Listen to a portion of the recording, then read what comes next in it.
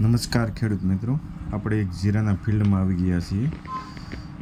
આ વર્ષના કાળી શરમી અને સુકારાના પડકાર સાથે સામે અડીખમ ઊભું રહેલું આ 15 વીઘાનું જીરું છે. તમે જોઈ શકો છો અને આમાં તમે અંદાજે કોમેન્ટ કરીને જણાવજો કે વીઘે કેટલું જીરું અંદાજિત થશે. વધીને 1 થી 2 દિવસમાં જીરું ઉપાડવાનું ચાલુ કરવાનું છે.